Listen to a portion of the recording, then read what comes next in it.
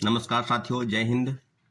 अभी हम बात करेंगे कि बिहार में जो सर्टिफिकेट को लेकर जो विवाद चल रहा है। दो प्रमुख मुद्दे एनसीएल और ईडब्ल्यूएस। जैसा कि साथी आपको पता है कि बिहार पुलिस अवर सेवा आयोग द्वारा आयोजित जो परीक्षा है 1275 पदों की जो ली जा रही थी, उसकी पीटी और मेंस दोनों जो है वो समाप्त हो चुकी है। और जो फिजिकल टेस्ट लेने हैं वो संभावित है कि अगले महीने यानी जून महीने में उसकी फिजिकल टेस्ट होनी है। परंतु अभी जो बातें हो रही है कि एनसीएल जो नॉन क्रीमिलियर सर्टिफिकेट है आवासीय जाति, और उसको लेकर जो विवाद है वो ये है कि 1 अगस्त 2023 के पहले आपको वो डॉक्यूमेंट वो सर्टिफिकेट चाहिए। जैसा कि बिहार पुलिस अवर सेवा आयोग का कहना है, उसके सदस्यों का कहना है कि ये सर्टिफिकेट हमको 1 अगस्त 2023 का चाहिए। और विज्ञापन जो है, नोटिफिकेशन है 30 सितंबर 2023 को निकला। तो ये जो बातें हैं जो अभ्यर्थियों के मन में है कि क्या इस तरह की चीजें, क्या बिहार अवर सेवा आयोग को ये पता था कि जो वैकेंसी है, या किसी अभ्यर्थियों को पता था कि वैकेंसी जो है वो 1 अगस्त 2023 के बाद आ जाएगी, यानी 30 सितंबर के बाद आ जाएगी। तो सारी चीजों पर जो विवाद है वो बिल्कुल तुगलकी फरमान जैसा है। इन सारे विषय जो हैं ये ऐसे हैं कि जैसा लगता है कि छटनी करने का प्रयास है। छटनी करने की प्रक्रिया है। 1275 लोगों का चयन करना है बिहार पुलिस अवर सेवा आयोग में।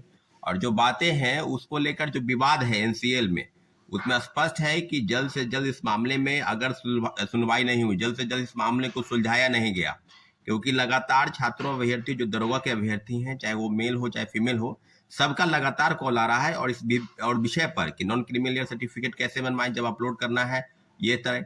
आपको याद होगा जब भी विज्ञापन आता है तो जाति या आवासीय जो भी एनसीएल है सर्टिफिकेट या ईडब्ल्यूएस डॉक्यूमेंट है, ये फॉर्म भरने के जो बाद होती है, कई लोग जो है फॉर्म भरने के बाद फॉर्म जब अप्लाई होता है उस समय वो अप्लाई करते हैं। जाहिर सी बात है कि 1 से 1.5 महीने तक सारे फॉर्म विज्ञापन में जो है वो फॉर्म भरने की डेट रहती है, और इनका जो है वो एक महीना पहले चाहिए। यानी कहने का मतलब है कि इस तरह की चीजों से बिल्कुल बचना चाहिए था, परंतु बिहार पुलिस अवर सेवा आयोग ने लगातार छात्रों अभ्यर्थियों को मानसिक रूप से प्रताड़ित किया है। इन सारे विषयों पर जल्द से जल्द संज्ञान हो, और आने वाले समय में जिस तरह की चीजें फिजिकल अपीयरेंस को लेकर जो बातें हैं उसको लेकर भी मुद्दे को सुलझाया जाए। दूसरी प्रमुख विषय है इसके लेकर कि क्या जो विवाद है तीसरे फेज की बहाली की जो प्रक्रिया है, वो लगातार ये कही जा रही है कि 10 जून के बाद 10, 11, 12 संभावित तिथि बताई जा रही है। तो क्या जब जांच चल रही है, जब आर्थिक अपराध इकाई की टीम बिल्कुल बेहतर काम कर रही है, पहले हजारीबाग से लोगों की गिरफ्तारी की, उसके बाद मुख सरगना की गिरफ्तारी जब हुई, उसके बाद आपको पता है कि अभी इंदौर, अभी उज्जैन से 5 लोगों की गिरफ्तारी हुई, जिसमें एक डॉक्टर है, उसके कहने पर, उसके बयान के बाद पटना में फिर 7 लोगों की गिरफ्तारी हुई, और लगातार गिरफ्तारी चल रही है। अगर बात आर्थिक अपराध इकाई जो शिक्षक बहाली कांड का जो उद्भेदन हो चुका है, जो बिल्कुल अब ये सिद्ध हो गया कि पेपर के संदर्भ में जो बातें हैं, जो आर्थिक अपराध इकाई की टीम काम कर रही है, उसको ये इनपुट मिला है कि TRE 1 और TRE 2 में हूबहू इसी तरह की चीजें आ गई। और आने वाले समय में जिस तरह की चीजें हैं, जो सप्लीमेंट्री रिजल्ट के नाम पर हम लोग को धोखा हुआ, जो सीटेट अपेयरिंग बादे बात, STT अपेयरिंग की बात, और 10 वर्ष की उम्र छूट। तो अभी 2 प्रमुख विषय हैं जिसको लेकर लगातार हम लोग आंदोलन कर रहे थे, वो है सप्लीमेंट्री रिजल्ट, और दूसरी प्रमुख की 10 वर्ष की उम्र सीमा में छूट मिलनी चाहिए थी, और 3 बार से अटेम्प्ट को बढ़ाकर कम से कम 5 बार की जानी चाहिए। क्योंकि अगर आपके मन में इस तरह की चीजें हैं कि हम 3 बार परीक्षा लेंगे, 4 बार लेंगे, और इस तरह के जो भ्रष्टाचार हुए, जो पेपर लीक कांड हुए, और लगातार लोगों को पैसे लेकर लोगों की बहाली की गई, तो सारे विषय पर अभी अप टू डेट है कि सब सप्लीमेंट्री रिजल्ट के नाम पर 2-3 सुनवाई पटना उच्च न्यायालय में चल रही है। एक केस की 30 सुनवाई हो चुकी है, एक केस की 1 सुनवाई हुई, अगली सुनवाई 19 जून को होने वाली है। और जो बातें हैं आगे की तरफ, उसमें सबसे प्रमुख विषय है कि 10 वर्ष की छूट और अटेम्प्ट को लेकर 3 बार से बढ़ाकर 5 बार की जानी चाहिए। इन सब विषयों पर चुनाव के बाद जल्द से जल्द हम लोग बात करेंगे। जो नेता हैं, जो दोनों डिप्टी सीएम हैं, उनसे बात करेंगे, मुख्यमंत्री जी से बात करने का प्रयास करेंगे।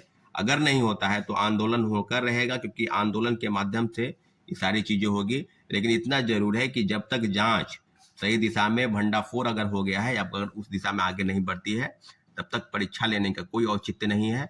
और आने वाले समय में जिस तरह के बीपीएससी के काले कारनामों का कच्चा चिट्ठा पूरे छात्रों अभ्यर्थियों के बीच में आ गया है, उसका परिणाम यह है कि लोकसभा के आम चुनाव जो हो रहे हैं उसमें सारे अभ्यर्थी लगभग नोटा पर बटन दबा रहे हैं। और नोटा पर बटन दबाने का जो औचित्य है बिल्कुल सही है, इसलिए जितने भी चीजें हैं जो विवादित चीज है उससे बचने का प्रयास होना चाहिए। परंतु बीपीएससी ने अपने सारे साख को गिरा दिया है और आने वाले समय में निश्चित रूप से जितने भी बिंदु है, महत्वपूर्ण बिंदु है, सब पर चर्चा करेंगे। लेकिन इतना जरूर है साथियों कि जो विवाद है वो है कि क्या बीपीएससी इस तरह के काले कारनामों का अगर उजागर नहीं होती है, अगर 66वीं पेपर लीक कांड हुआ, 67वीं पेपर लीक कांड हुआ, और जैसा कि आरोपी का कहना है कि 64वीं से लेकर 69वीं तक वहीं पर प्रिंटिंग प्रेस में प्रश्न पत्र छपे जहां जो ब्लैक लिस्टेड कंपनी है, तो पूर्व चेयरमैन श्री अतुल प्रसाद जी की अहम भूमिका इस मामले में है और उनको जल्द से जल्द संज्ञान में पूछताछ की जानी चाहिए थी।